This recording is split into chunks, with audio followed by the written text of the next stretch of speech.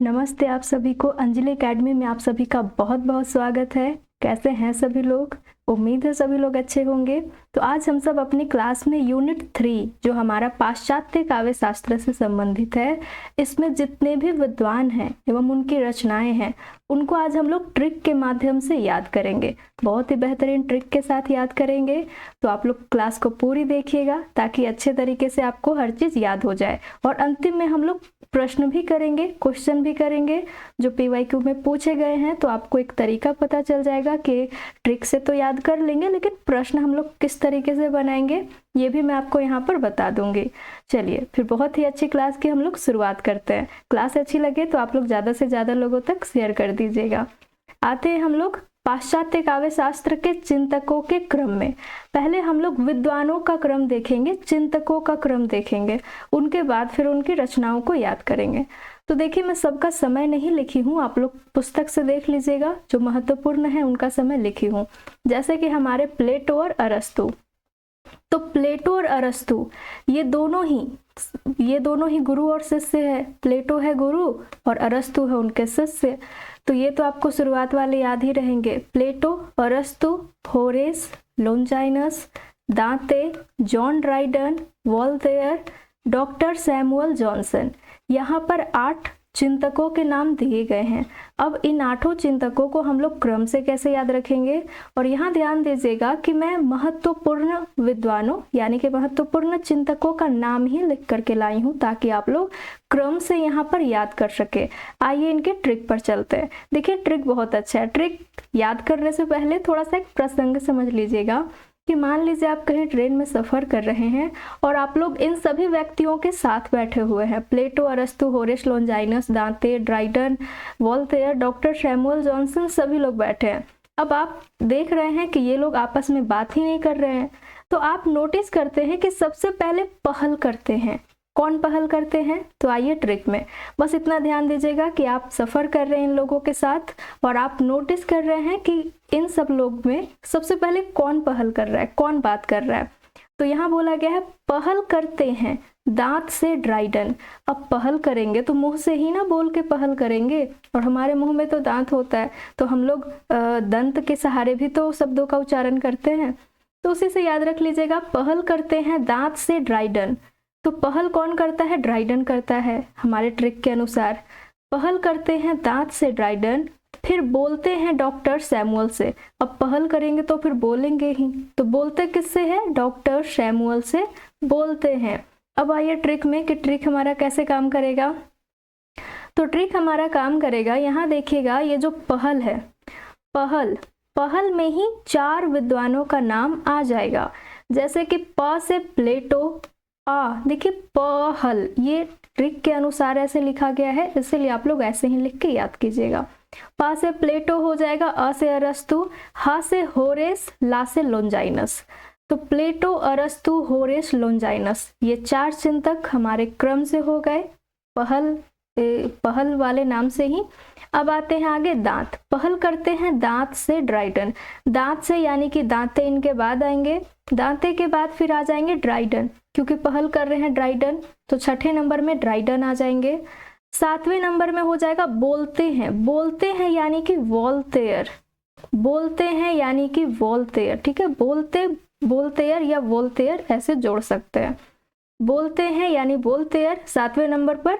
किससे बोलते हैं? तो डॉक्टर सैमुअल से बोलते हैं, यानी डॉक्टर सैमुअल जॉनसन 8वें नंबर पर आ जाएंगे हमारे ट्रिक के अनुसार। तो इस तरीके से आप इतना याद रखिएगा कि आप इन लोगों के साथ सफ़र कर रहे हैं, तो आप लोग ध्यान देंगे, नोटिस करेंगे कि पहल पहले कौन करेगा, तो पहल से आपको ट्रिक याद रह जाएगा। तो ये है हमारा पहला ट्रिक, पाश्चात्य विद्वानों को याद करने का, ये है हमारा पहला ट्रिक। अब आते हैं हम लोग दूसरे ट्रिक पे। 8 चिंतकों को याद किए, अब आते हैं दूसरे ट्रिक पे। दूसरा ट्रिक हमारा बहुत ही आसान है। पाश्चात्य चिंतकों के नाम क्रम से दिए गए हैं। देखिए अब यहाँ 6 चिंतकों को हम लोग क्रम से याद करेंगे।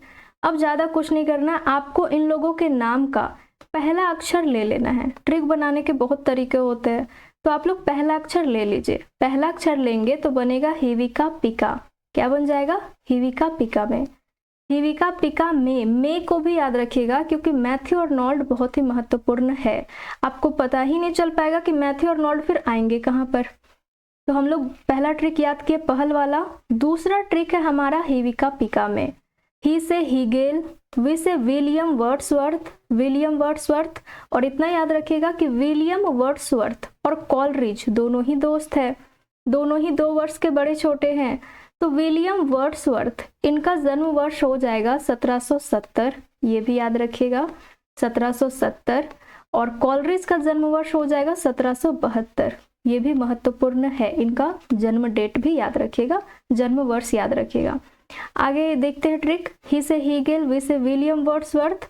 अब वी के बाद वाला जो का है तो यहाँ कॉलरिज ही होंगे। उसके बाद पी से पीबी शैली, और पीबी शैली के बाद वाला जो का है इस का में कार्ल मार्क्स हो जाएंगे। और हिविका पिका में हो जाएगा मैथ्यू अर्नोल्ड। तो ये हो गया हमारा दूसरा ट्रिक हिविका पिका में, इसको याद रखते हैं। अब आते हैं तीसरे ट्रिक पे। हमारा तीसरा ट्रिक है पाश्चात्य चिंतकों का नाम फिर से क्रम से दिया गया है। फिर से हम लोग 6 चिंतकों को क्रम से याद करेंगे। अब देखिए हमारा पहले चिंतकों के नाम देखते हैं। सिगमंड फ्रायड है, बेनेडेत्तो क्रोचे है, Ezra Pound, George Lukacs, John Crowe Ransom, T S. Eliot. तो जब भी हम लोग बोलते हैं तो फ्रायड ही उच्चारण करते हैं। क्रोचे, एजरा पाउंड में पाउंड, एजरा पाउंड ज़्यादा उच्चारण करते हैं। जॉर्ज लुकाच में लुकाच हम लोग ज़्यादा उच्चारण करते हैं। तो ट्रिक भी इन्हीं लोगों के नाम से बना हुआ है। देखिएगा हमारा तीसरा ट्रिक है। अब ये जो फ्रायड है, फ्रायड क्या हो जाएंगे? कृपालु हो जाएंगे। तो याद रखिएगा फ्रायड कृपालु होकर जॉन को टी पिलाते हैं। अब कृपालु होकर के बेचारे नाश्ता नहीं करवाते हैं, सिर्फ टी पिलाते हैं। तो याद रखिएगा फ्रायड सबसे पहले हो जाएंगे। फ्रायड के बाद कृपालु, क्री से यहाँ पर याद रखिएगा क्रोचे। कृपालु में ही 3 नाम आ जाएंगे। क्रोचे, पा से पाउंड हो जाएगा यानी एजरा पाउंड, लू से हो जाएगा लुकाच, क्या हो जाएगा? लुकाच, जॉर्ज लुकाच हो जाएंगे। ये तीनों क्रम से हो गए। फिर आते हैं कृपालु होकर जॉन को टी पिलाते हैं यानी जॉन क्रॉ रैनसम, टी पिलाते हैं यानी कि टी.एस. इलियट। ये हमारा तीसरा ट्रिक हो गया। और तीसरे ट्रिक के लास्ट में है टी.एस. इलियट, इसको याद रखिएगा। तो टी.एस. इलियट अभी सबसे आगे चल रहे हैं। अब आते हैं अपने चौथे ट्रिक में, और ये चौथे ट्रिक को आप लोग एकदम अच्छे से याद रखिएगा। यही चौथा ट्रिक आपका प्रश्न हमेशा सही करवाएगा। एक पहला ट्रिक, एक चौथा ट्रिक आपका हमेशा प्रश्न सही करवाएगा। क्योंकि जब भी चिंतकों का नाम आता है तो अगर हम पहले वाले चिंतकों के नाम और जो अंत में जो आए हैं उनका नाम अगर याद रख ले तो हमारा प्रश्न सही हो जाता है। तो यहाँ देखते हैं 3 नाम जो सबसे ज़्यादा ही पूछे जाते हैं, वो है 3 नाम। सबसे पहले आइए रिचर्ड तो हर एक क्रम में डाल दिया जाता है। रोला बार्थ के बाद जॉक देरिदा, सबसे लास्ट में जॉक देरिदा। तो क्या है ट्रिक हमारा? आरो जॉक। क्या है चौथा ट्रिक हमारा? आरो जॉक में सबसे पहले याद रखिएगा आ से आइए रिचर्ड्स, रो से रोला बार्थ, जॉक से जॉक देरिदा। तो जो आइए रिचर्ड्स है इसको याद रखिएगा, ये चौथे ट्रिक में आते हैं। कौन से ट्रिक में? चौथे ट्रिक में आते हैं। और जो पहल वाला था वो पहला ट्रिक था। अभी आगे हम लोग प्रश्न करेंगे तो आपको और बेहतरीन तरीके से समझ में आ जाएगा कि हम लोग कैसे प्रश्न बनाएंगे। आइए आते हैं अब इनके रचनाओं पे, पाश्चात्य चिंतकों की रचनाएं। देखिए प्लेटो का समय 427 से 347 ईसा पूर्व है। प्लेटो और अरस्तु, इनमें किसी ट्रिक की ज़रूरत नहीं है इनकी रचना को याद रखने के लिए, ये बहुत ही महत्वपूर्ण है, आपको याद रह जाएंगे। जैसे कि रिपब्लिक है, इयोन है और फिलेबुस, इन तीनों को कम से कम अच्छे तरीके से याद रखिएगा। रिपब्लिक, इयोन और फिलेबुस, ये है प्लेटो की रचनाएं। रिपब्लिक, इयोन, फिलेबुस, ऐसे मिलते जुलते और कहीं नाम आपको नहीं मिलेंगे, तो प्लेटो की रचना आप अच्छे से याद रख सकते हैं। अब आते हैं इनके शिष्य अरस्तु पे। अरस्तु हमारे विरेचन सिद्धांत वाले, इनका समय 384 से 322 ईसा पूर्व है। ये लिखते हैं पेरिपोइतिकेस। क्या लिख रहे हैं? पेरिपोइतिकेस। एक इसी शब्द से मिलता जुलता एक शब्द आता है पेरी इप्सुस, यहाँ है पेरिपोइथिकेस, एक आएगा पेरिइप्सुस। तो हम लोग क्या करेंगे, इन दोनों में से किसी एक को ट्रिक के माध्यम से याद कर लेंगे। तो पेरिपोइथिकेस अरस्तु का है और पेरिइप्सुस अभी आगे पढ़ेंगे लोंजाइनस का होगा, वहां पर ट्रिक हम लोग देखेंगे। तो पेरिपोइथिकेस अरस्तु, इनकी महत्वपूर्ण रचना रिटोरिक है और एक वसीयतनामा। इन तीनों को कम से कम अच्छे से याद रखिएगा। वसीयतनामा, इसी रचना में दास प्रथा से मुक्ति की घोषणा पत्र इसको माना गया है, ठीक है, वसीयतनामा। अब आगे आते हैं होरेस। होरेस की एक रचना याद रखिएगा, पत्रात्मक शैली में लिखी गई है, Ars Poetica. Ars Poetica Horace, Ars Poetica Horace. अब आइए लोंजाइनस में। लोंजाइनस, इनकी रचना है पेरिइप्सुस ऑन द सबलाइम। ये एक लघु रचना है, इसको याद रखिएगा। तो लोंजाइनस पेरिइप्सुस लिख रहे हैं, लोंजाइनस से याद रखिएगा लॉलीपॉप। क्या याद रखेंगे, लॉलीपॉप। ऐसा ट्रिक बताने के लिए बता रही हूँ, क्योंकि देखिएगा जो पेरिइप्सुस रचना है, जब हम लोग इस शब्द का उच्चारण करते हैं तो हमारा मुंह वैसे ही हो जाता है जिस तरीके से लोग लॉलीपॉप खाते हैं। तो उसी तरीके से यहाँ जोड़ के याद रख सकते हैं, पेरिइप्सुस लोंजाइनस, ठीक है। लोंजाइनस यानी लॉलीपॉप, इस तरीके से जोड़ के हमारा ये रचना याद हो जाएगा। अब आते हैं William Wordsworth. William Wordsworth, Wordsworth तो अपने आप को कवि बताते हैं, कवि के रूप में हमारे सामने आते हैं। ये लिख रहे हैं लिरिकल बैलेट्स। लिरिकल बैलेट्स, इन लिरिकल बैलेट्स में इनकी कविताओं का संग्रह है। कुल चार भागों में लिरिकल बैलेट्स निकाला गया था और कॉलरिज भी मिल करके लिखते हैं, यानी कॉलरिज की रचनाएं भी लिरिकल बैलेट्स में संग्रहित की गई है। तो हम लोग देखते हैं कि वर्ड्सवर्थ, कॉलरिज दोनों मिल करके लिरिकल बैलेट्स संग्रहित किए हुए हैं। अब इनकी अंतिम संग्रह है द प्रिल्यूड, यानी ये जो चार संग्रह है ना, जो लिरिकल बैलेट्स के चार संग्रह है, उसी में से चौथा संग्रह लास्ट है द प्रिल्यूड। तो ये भी विलियम वर्ड्सवर्थ की ही रचना मानी गई है। अब आगे आते हैं कॉलरिज। कॉलरिज की रचनाएं हमेशा पूछी जाती है, क्रम से भी पूछी जाती है, तो इसको याद रखेंगे हम लोग। कॉलरिज के नाम को हम लोग याद रखेंगे कॉलेज से। इनकी सारी रचनाओं को हम लोग याद रखेंगे कैसे, कॉलेज से। अब कैसे कॉलेज से याद होगा, समझते हैं इधर। सबसे पहले देखिए बायोग्राफिया लिटरेरिया। Biographia Literaria. अब बायोग्राफी, सभी की जो जीवनी होती है, जो लिटरेचर होता है, वो कहाँ पढ़ाया जाता है, कॉलेज में पढ़ाया जाता है। हम लोग भी कॉलेज में पढ़े थे। तो बायोग्राफिया लिटरेरिया, बायोग्राफी कहाँ पढ़ाई जाती है, कॉलेज में। द फ्रेंड, अब फ्रेंड कहाँ बनते हैं, कॉलेज में। It's to reflection, reflection attraction, आकर्षण कहाँ होता है, कॉलेज में, जोड़ लीजिएगा। आगे है on the constitution of church and state. अब यहाँ आप याद रखिए चर्च एंड स्टेट, और यहाँ भी है चर्च एंड स्टेट, एक अलग से भी रचना है चर्च एंड स्टेट। तो मैं तो ऐसे याद की थी कि जो मेरा कॉलेज है उसके बगल में ही थोड़ी दूर में एक चर्च है, तो मैं याद कर ली थी कि चर्च एंड स्टेट कहाँ है, चर्च कॉलेज के बगल में है, कॉलेज के बगल में है, यानी ये कॉलरिज की रचना हो जाएगी। चर्च एंड स्टेट कहाँ है, कॉलेज के बगल में है, यानी कॉलरिज की रचना हो जाएगी। उसके बाद लेक्चर्स ऑन लिटरेचर। अब लेक्चर्स ऑन लिटरेचर, साहित्य पे अगर लेक्चर दिया जा रहा है, कहाँ दिया जाएगा, कॉलेज में दिया जाएगा, तो कॉलेज से कॉलरिज। लेक्चर्स ऑन शेक्सपियर, अब शेक्सपियर पे लेक्चर दिया जा रहा है तो कहाँ दिया जाएगा, तो कॉलेज में दिया जाएगा, यानी कि कॉलरिज। अब इतना याद रखिए कि ये दोनों जो रचना है ये बहुत ही ज़्यादा इंपॉर्टेंट है, हर बार पूछी जाती है। वन लाइनर के रूप में भी पूछ लिया जाएगा और क्रम से भी पूछ लिया जाएगा, या फिर मिलान करने में भी पूछ लिया जाता है। तो तुरंत कॉलेज से याद रखिएगा, कॉलेज से हम लोग कॉलरिज में चले जाएंगे। तो इनकी रचनाएं याद हो गई। अब आते हैं कार्ल मार्क्स पे। कार्ल मार्क्स, कार्ल मार्क्स के याद रखिएगा एक दास कैपिटल, ठीक है।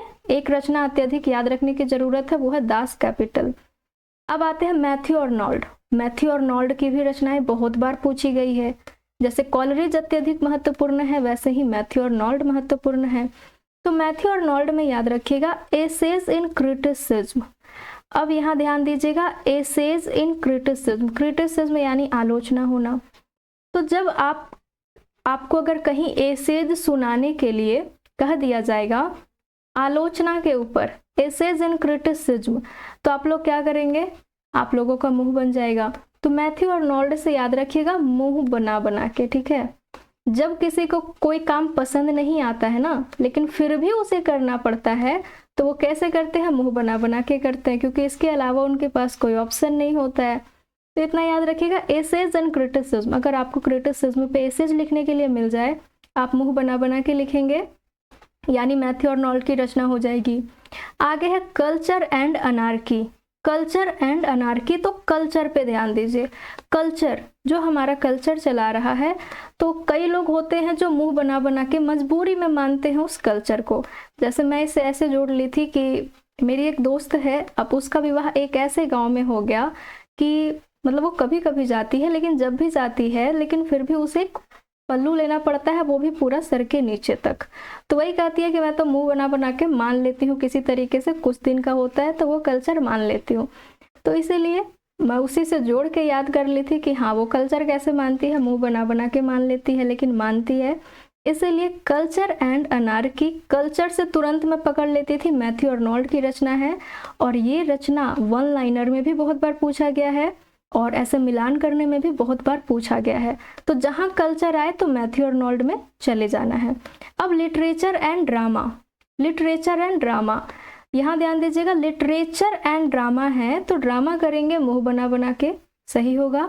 लेकिन एक रचना आपको मिलेगी पोइट्री एंड ड्रामा। क्या मिल जाएगी? Poetry and drama. तो अगर पोइट्री आया तो इलियट में जाइएगा, ठीक है। इलियट से पोइट्री याद रखिएगा, अभी आगे हम लोग इलियट की भी रचना याद करेंगे। इलियट से पोइट्री याद रखिएगा, और लिटरेचर एंड ड्रामा रहेगा। लिटरेचर, तो लिटरेचर में लोग ड्रामा करते हैं मुंह बना बना के, सही होगा। फिर आइए essays on church and state. अब यहाँ essays on church and state, अब फिर से यहाँ चर्च एंड स्टेट है। अब ऐसा ना हो कि कॉलेज में चले जाए, कॉलेज में चले जाए, थोड़ा सा पहले ध्यान दीजिएगा, एसेज लगा हुआ है, और कॉलेज में कहीं भी, मतलब कॉलेज वाली रचना में कहीं भी एसेज शब्द नहीं लगा था।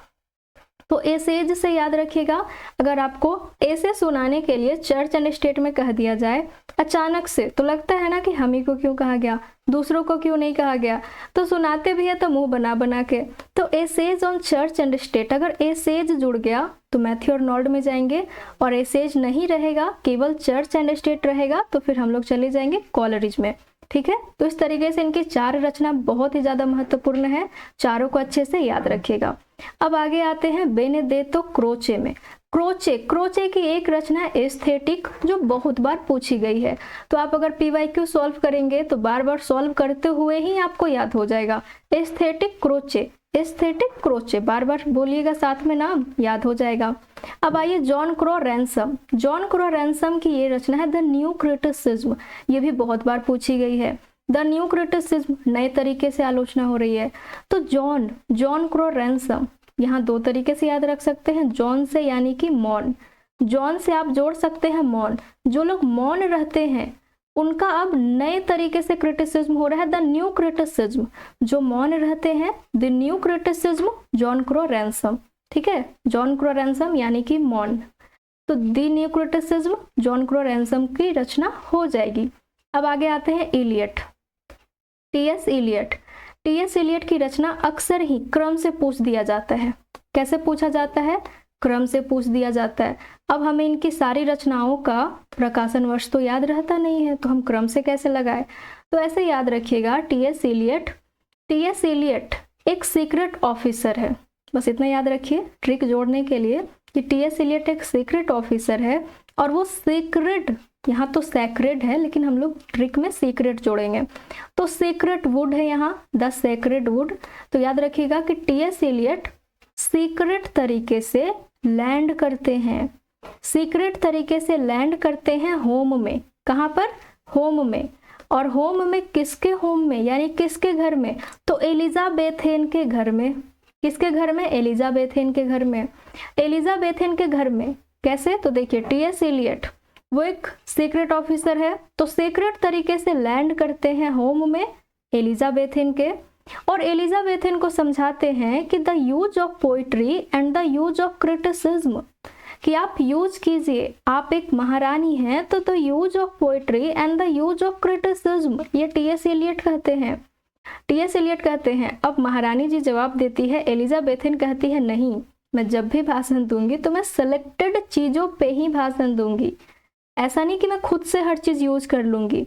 तो क्या कहती है, नहीं, सिलेक्टेड एसेज, कि मैं कुछ यूज नहीं करूंगी, मैं केवल सिलेक्टेड एसेज ही यूज करूंगी।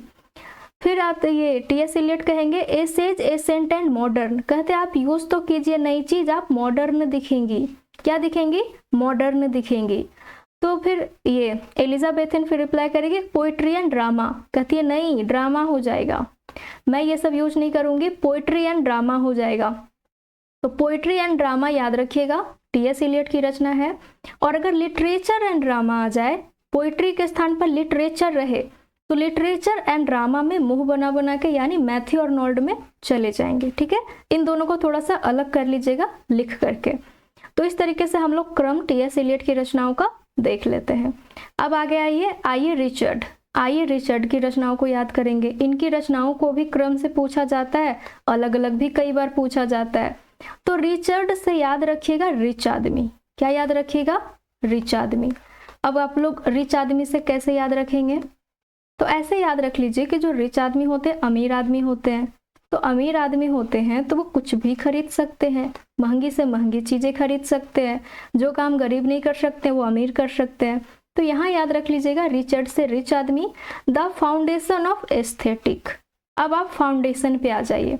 फाउंडेशन कौन लगाते हैं, अत्यधिक मेकअप। तो देखिए अत्यधिक मेकअप जो करते हैं, अत्यधिक फाउंडेशन लगाते हैं, तो फाउंडेशन वगैरह महंगा ही आता है ना। तो रिच आदमी से जोड़ लीजिए फाउंडेशन, रिच आदमी यानी Richard. The meaning of meaning. अब जो रिच आदमी होते हैं ना, मीनिंग का मीनिंग निकाल लेंगे। बात आप कुछ बोलिए वो कुछ और समझ लेंगे, कहेंगे नहीं नहीं हमसे ये जलते हैं, पता नहीं क्यों जलते हैं, जबकि आपकी ऐसी कोई मानसिकता नहीं होगी। तो इतना याद रखिएगा, the meaning of meaning, Richard, rich आदमी निकाल लेंगे। अब है the principle of literary criticism. Principle तो रिच ही होते हैं, ठीक है, प्रिंसिपल तो रिच ही होते हैं यानी रिचर्ड की रचना। Science and poetry. अब यहाँ ध्यान दीजिएगा, जो रिच आदमी होते हैं वो साइंस भी चूज करते हैं, पोइट्री भी चूज करते हैं, उन्हें कोई कुछ नहीं कहता, उनकी मर्जी। ठीक है, तो इतना याद रखिएगा कि साइंस कौन ज्यादा लेंगे, रिच आदमी लेंगे। साइंस एंड पोइट्री, रिच आदमी यानी रिचर्ड। ये भी बहुत बार रचना पूछी गई है, वन लाइनर में भी पूछी गई है। अब है प्रैक्टिकल क्रिटिसिज्म। प्रैक्टिकल याद रखिएगा कि जो रिच आदमी होते हैं वो प्रैक्टिकल करके चीजों को ज्यादा ही देखते हैं। तो प्रैक्टिकल करके ज्यादा चीजों को देखते हैं कौन, रिच आदमी यानी रिचर्ड। ये लोग हर चीज में प्रैक्टिकल करना चाहते हैं। आगे है the philosophy of rhetoric. The philosophy of rhetoric, अब फिलोसफी है यहाँ, तो ये लोग फिलोसफी ऑफ रिटोरिक यानी फिलोसफी की बातें अत्यधिक करते हैं, क्योंकि इन्हें जो हमारा एक कह सकते हैं कि जो भी गरीब वर्ग के लोग होते हैं वो लोग भोजन के लिए काम करते हैं, कपड़े के लिए काम करते हैं। लेकिन जो रिचर्ड यानी कि जो रिच व्यक्ति होते हैं वो लोगों को भोजन कपड़े के लिए तो काम नहीं करना पड़ता, वो तो उन्हें मिल ही जाता है। तो वो लोग द फिलोसफी यानी फिलोसफी की अत्यधिक बातें करते हैं। ठीक है, इतना ही जोड़ के ऐसे याद रख सकते हैं। वैसे फिलोसफी से आगे भी एक रचना आएगी जॉक देरिदा की, उसे भी हम लोग याद रखेंगे। उनकी रचना वहां पर आएगी राइट टू फिलोसफी। राइट वहां लिखने की बात होगी, और यहाँ पर आप लोग बस याद रख लीजिए कि फिलोसफी ऑफ रिटोरिक यानी बातें कौन कर रहा है, रिचर्ड। आगे है कॉलरेज ऑन इमेजिनेशन। ये पुस्तक से एक बार कथन भी पूछा गया है, बहुत ही महत्वपूर्ण है, याद रखिएगा। Coleridge on imagination, Richard, rich आदमी। ठीक है, उनकी रचना हो जाएगी। अब आगे आते हैं कॉडवेल। कॉडवेल से एक रचना पूछी जाती है हमेशा, जो लोग हमेशा गलत कर देते हैं। एक रचना है इल्यूजन एंड रियलिटी। तो इतना याद रखिएगा, इल्यूजन होता है यानी हमें भ्रम होता है, और रियलिटी जो यथार्थ है। तो जब हम भ्रम में रहते हैं तो भ्रम से यानी इल्यूजन से रियलिटी में कैसे आते हैं, जब हम समझ जाते हैं कि नहीं हम सपने में हैं, हम इल्यूजन में हैं, हम भ्रम में हैं, तब जाकर के हम यथार्थ में रियलिटी में पहुंच जाते हैं। तो इल्यूजन से रियलिटी में पहुंचने के लिए हम कोड को डिकोड करते हैं, बातों को समझते हैं। बस इतना जोड़ लीजिएगा, इल्यूजन से रियलिटी में पहुंचने के लिए हम लोग कोड डिकोड करते हैं। कोड डिकोड यानी कॉडवेल। ठीक है, कोड डिकोड यानी कि कॉडवेल, सही हो जाएगा ये हमारा। अब है रोला बार्थ। तो रोला बार्थ की एक रचना महत्वपूर्ण है, the death of the author. यानी लेखक की ही मृत्यु हो गई है, ऐसा रोला बार्थ कहते हैं। The death of the author रोला बार्थ, सही हो जाएगा। आगे देखिएगा जॉक देरिदा, ये है हमारे सबसे लास्ट विद्वान जिनकी रचनाएं हमें क्रम से और ये बिना क्रम के भी याद रखना है। तो जॉक देरिदा में आइएगा। जॉक देरिदा को रचना को हम लोग जोड़ेंगे दादाजी से। किससे जोड़ेंगे? दादाजी से इनकी रचनाओं को जोड़ेंगे। देखिए स्पीच एंड फिनोमिना, क्या है? स्पीच एंड फिनोमिना, यानी जॉक देरिदा जो दादाजी है वो स्पीच देते हैं। क्या देते हैं? स्पीच देते हैं। ऐसे भी जो हमारे दादाजी होते हैं, अगर आप कुछ भी गलती करेंगे ना तो 2 बातों की जगह 10 बातें आपको समझाएंगे। तो एक तरीके से हम लोग क्या कहते हैं, बहुत लेक्चर दे रहे हैं, बहुत स्पीच दे रहे हैं। तो जॉक देरिदा यानी कि दादाजी स्पीच देने का काम करेंगे। स्पीच एंड फिनोमिना इनकी रचना हो जाएगी। अब है ऑफ ग्रामेटोलॉजी। ग्रामेटोलॉजी से आप ग्राम जोड़ सकते हैं, यानी जो दादाजी होते हैं वो गांव की बातें अधिक करते हैं। तो ऑफ ग्रामेटोलॉजी, दादाजी गांव की बातें अत्यधिक करते हैं। अब है राइटिंग एंड डिफरेंस। अब बताइए हमारे दादाजी की राइटिंग और हमारे राइटिंग में बहुत डिफरेंस होगा, बहुत फर्क होगा। तो राइटिंग एंड डिफरेंस याद रखिएगा कि हम में और हमारे दादाजी के राइटिंग में बहुत ही ज़्यादा डिफरेंस है। तो राइटिंग एंड डिफरेंस दादाजी यानी जॉक देरिदा की रचना हो जाएगी। अब है राइट टू फिलॉसफी। देखिए राइट टू फिलॉसफी है एक रचना, फिलॉसफी ऑफ रिटोरिक मिला था। यहाँ है राइट टू फिलॉसफी, तो राइट यानी लिखने का काम कौन करेंगे? दादाजी। लिखने का काम यानी राइट टू फिलॉसफी आ गया, दादाजी यानी देरिदा में चले जाएंगे। अब है the end of man. The end of man, ठीक है, तो ये बोलने की जरूरत नहीं है, आप ऐसे ही दादाजी से जोड़ के याद रख सकते हैं द एंड ऑफ मैन। चलिए अब आगे आते हैं हम लोग प्रश्न पे। जितने भी हम लोग चिंतकों का क्रम देखे और चिंतकों का क्रम देखने के बाद उनकी रचनाओं को ट्रिक से याद किए, अब आते हैं कुछ प्रश्न पे। ऐसे भी आप लोग PYQ पढ़े होंगे तो आप लोग नोटिस किए होंगे कि जितना मैं बताई प्रश्न वहीं से बहुत ही ज़्यादा पूछे जाते हैं। और ये जो टॉपिक है वो 100% श्योर है कि यहाँ से एक क्वेश्चन आएगा ही आएगा, और ये बहुत आसान प्रश्न आएगा, इसे आप गलती नहीं कर सकते हैं। चलिए बोला गया है पाश्चात्य काव्य चिंतकों को उनके जन्म वर्ष के अनुसार सही क्रम में लगाइए। अब आपको सही क्रम में लगाना है। अब आप इनके जन्म वर्ष को मत देखिए, अब आप बस ट्रिक को मन में ध्यान रखिएगा। सबसे पहले पहला ट्रिक था पहल वाला, अंतिम ट्रिक था आरो जॉक। अब देखिएगा, ध्यान दीजिएगा कि क्या कोई पहल वाले ट्रिक से विद्वान मिल रहे हैं या कोई हमारे अंतिम वाले ट्रिक आरो जॉक से कोई विद्वान मिल रहे हैं। तो आरो जॉक से ही आइए रिचर्ड्स निकले हैं।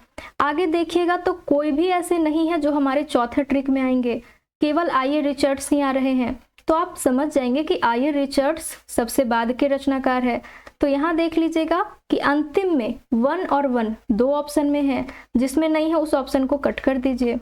अब देखते हैं मैथ्यू अर्नोल्ड। ठीक है, मैथ्यू अर्नोल्ड हमारे हैं जो हम लोग हिविका पिका में यानी दूसरे ट्रिक में याद किए हुए हैं। अब है कॉलरिज। कॉलरिज ये भी हमारे दूसरे ट्रिक से है। विलियम वर्ड्सवर्थ ये भी हमारे दूसरे ट्रिक से हैं। और टीएस एलियट ये हमारे तीसरे ट्रिक से निकल गए हैं कि फ्रायड कृपालु होकर जॉन को टी पिलाते हैं, तो टीएस एलियट तीसरे ट्रिक से निकल गए ना। तो हमारे 5वां नंबर जो है ये हमारे 1 नंबर से और पहले होगा। तो इसके अकॉर्डिंग हमारा डी नंबर सही हो गया। ठीक है, क्योंकि ये तीसरे ट्रिक से है, ये हमारे चौथे ट्रिक से है और ये तीनों ही हमारे दूसरे ट्रिक से है। तो जो चौथा वाला है उसको सबसे अंतिम में रखिएगा और जो तीसरा ट्रिक वाला है उसको उसके पहले रखिएगा। तो इस तरीके से हम लोग प्रश्न सही कर लिए।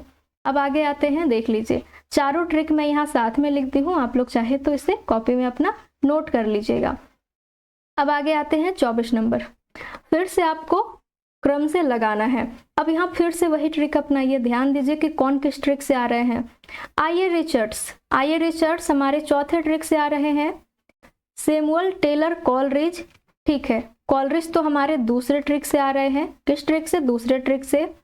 ऑस्कर वाइल्ड, अगर ये नया मिला तो इसको छोड़ दीजिए, ठीक है। मैथ्यू अर्नोल्ड भी हमारे दूसरे ट्रिक से है। अब आपको ध्यान देना है कि चौथे ट्रिक वाले को लास्ट में बैठाना है, यानी ए नंबर आपका लास्ट में होगा। तो ए नंबर केवल एक ही में तो लास्ट है, ज्यादा कुछ सोचना ही नहीं है, सही हो गया हमारा। ठीक है, अब आगे आते हैं, फिर से आपको क्रम से लगाना है। उम्मीद है आपको समझ में आ रहा होगा। चलिए देखते हैं, यहाँ पर टीएस एलियट है, ठीक है। यहाँ ध्यान देना है कि क्या कोई हमारे चौथे ट्रिक से आ रहे हैं, ड्राइडन है, आई.ए. रिचर्ड्स, फिर से आई.ए. रिचर्ड्स आ गए हमारे चौथे ट्रिक वाले। चौथा ट्रिक है ना हमारा आरो जॉक, यानी आई.ए. रिचर्ड्स, रोला बार्थ और जॉक देरिदा। तो आई.ए. रिचर्ड्स ही हमारे चौथे ट्रिक से है।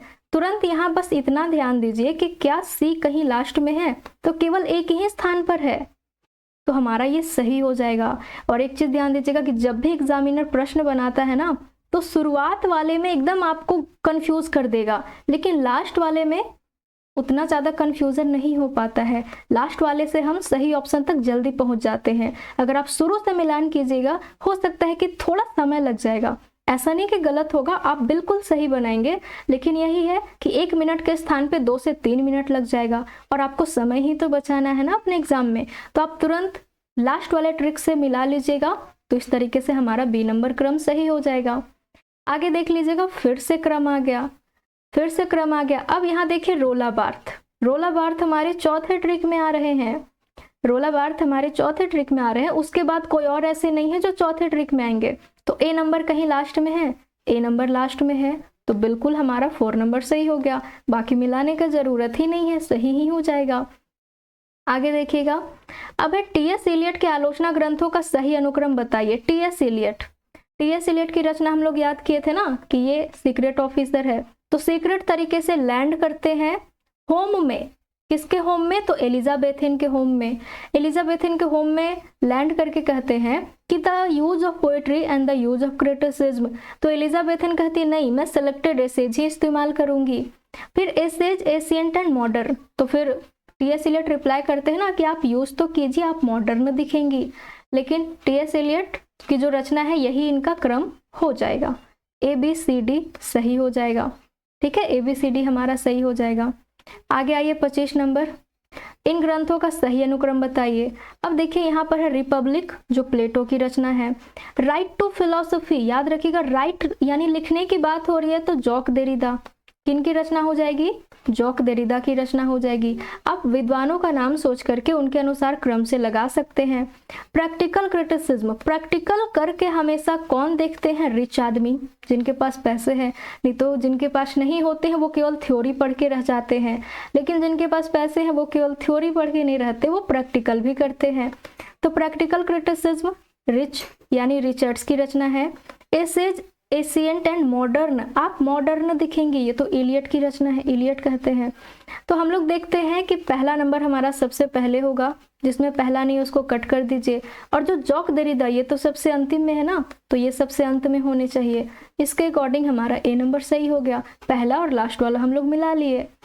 अब यहाँ देख लीजिए, पाश्चात्य काव्य शास्त्रों के ग्रंथों का सही मेल है, आपको सही मेल बताना है।